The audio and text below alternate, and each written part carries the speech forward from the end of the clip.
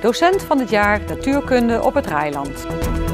De Bongert te gast bij Eva Moedercentrum. Het is vandaag 11 april, dit is het Peel en Maas Journaal.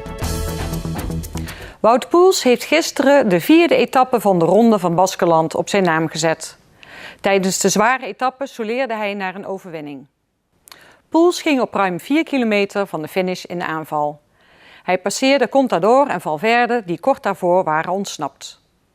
In de korte afdaling kwam de kleine groep met favorieten nog wel dichtbij, maar de eerste Nederlandse etappezege in Baskeland sinds Michael Bogert in 1999 kwam niet in gevaar. Jan van Riswijk, leraar op het Reiland College, heeft de titel docent natuurkunde van het jaar gewonnen. In het juryrapport werd hij geroemd om zijn inzet voor het vak, zijn enthousiasme, inspiratie en deskundigheid. Tijdens de conferentie Fysica 2014 in Leiden werd bekendgemaakt dat Jan van Riswijk de titel heeft verdiend. Hij deelt de prijs samen met leraar Paul de Haas, een leraar uit Nijmegen. Jan van Riswijk is blij met zijn titel, maar vindt ook dat hij zijn overwinning onder andere te danken heeft aan collega's. Gefeliciteerd, docent van het jaar natuurkunde geworden. Hoe voelt dat? Het is wel fijn. Het is wel een eer natuurlijk, maar het is een eer die niet alleen voor mijzelf is. Ik heb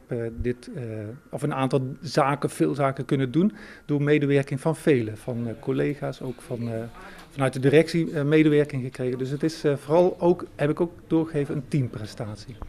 Ook leerlingen hadden een rol in de uiteindelijke keuze van de docent van het jaar. Zij mochten commentaar geven dat de jury meenam in hun keuze. De leerlingen van VWO 5 snappen wel waarom hun docent de leraar van het jaar is geworden. Zijn lessen zijn heel erg goed uitgelegd altijd. Hij geeft altijd goed uitleg en ze zijn vooral leuk om te volgen. Iedereen is wel gemotiveerd om te luisteren, zeg maar. En, hij heeft ook veel passie voor het vak natuurkunde. Hij doet altijd veel proefjes. Zijn lessen zijn erg veelzijdig. En hij doet heel vaak proefjes en hij is ook gewoon een leuke docent. Niet alleen om les te geven, maar ook daarnaast als je problemen hebt. Dan kun je altijd bij hem terecht. Wat bedoel je? Heb je wel eens bijvoorbeeld problemen gehad? Als je bijvoorbeeld een onvoldoende hebt of zo, dan vraagt hij wel verder van kan dat nou en zo. Dan helpt hij wel weer aan een voldoende? Ja. Ja. Maar leer je ook iets van hem? Ja, hartstikke veel. Ik merk ook wel verschil in mijn resultaten. Als ik deze leraar heb, dan gaat het echt drastisch omhoog, zeg maar. Dus dat maakt zeker verschil. En is het nou ook echt de leukste docent natuurkunde hier op het Reiland College? Ja, dat zeker. Ja. Jan van Riswijk is zelf natuurlijk heel enthousiast over het vak natuurkunde. En ondanks dat het een moeilijk vak is, merkt de docent uit Vierlingsbeek dat natuurkunde wel steeds populairder is geworden. Er zijn wel meer leerlingen die het kiezen, meer dan de helft landelijk ook, meer dan in het verleden ook. Er zijn in Nijmegen op de universiteit dit jaar 100 studenten begonnen met natuur- en sterrenkunde. Dus het is wel in die zin populairder geworden dan in het verleden. Ja.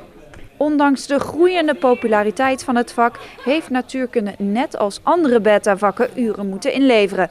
En dat heeft invloed op het lesprogramma. Ons examenprogramma is nu veranderd. Het nieuwe natuurkundeprogramma is begonnen in de 4e klasse. En het is een vol programma. We moeten echt heel veel doorwerken. En het gevolg is dat op sommige scholen de practica meteen vervallen. Dat willen wij zeker niet doen. Die zijn ook essentieel voor het leerproces. Dus het is vooral hard doorwerken. Maar het zou prettiger zijn, zeker om kennis te laten bezinken, als we toch meer tijd krijgen om dat ook met de leerlingen door te nemen, het programma. Naast de eervolle titel ontving Jan van Riswijk ook een bos bloemen en een geldbedrag dat bedoeld is voor de school. Hij denkt erover na om met dit geld een feestje te organiseren. 25 kinderen van de groepen 5 en 6 van basisschool De Bongert in Venray waren vrijdagmorgen te gast in Moedercentrum Venray. Zij maakten kennis met de culturen in diverse landen. Hun bezoek maakte deel uit van de schoolopdracht Uitbreiding kennis van de maatschappij met als thema burgerschap.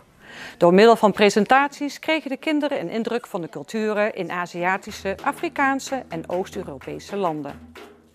In Venray wonen de vrouwen uit onder andere Oekraïne, Polen, Sudan, Somalië, Japan, Turkije en Afghanistan verzorgden vrijwillig een presentatie voor de kinderen van de Bongerd. Diverse ruimtes waren ingericht met spullen en voorwerpen uit die landen. Er stonden heerlijke hapjes klaar en de vrouwen gaven uitleg over eetgewoonten en gebruiken in hun cultuur. De kinderen waren bijzonder belangstellend en stelden de vrouwen vragen hoe het leven in hun moederland is. Hoe vieren jullie een bruiloft? Hoe lang duurt de zomer? Is jullie land groot? Door vragen te stellen werden de kinderen een heel stuk wijzer. Zaterdag 26 april is de allereerste Koningsdag. Er zijn in Venray een aantal activiteiten georganiseerd onder leiding van het Oranje Comité met diverse partners. In het gemeentehuis is allereerst een ontvangst van de gedecoreerden. Op het Schouwburgplein wordt weer de jaarlijkse kinderrommelmarkt georganiseerd en in de middag vindt er een muziekspektakel plaats. Tot zover dit PLA Maasjournaal. Tips kunt u mailen naar de redactie. Deze uitzending wordt herhaald tot en met zaterdag 6 uur 's avonds. Maandag is er weer een nieuw journaal. Weer of geen weer, bij ons is het altijd vakantieweer. Aankomende nacht is het droog. Er zijn wolkenvelden en brede opklaringen. Morgen overdag is het voornamelijk half bewolkt. Tijdens zonnige perioden komt de temperatuur 's middags uit op zo'n 15 graden. Bedankt voor het kijken, een fijn weekend en graag tot maandag.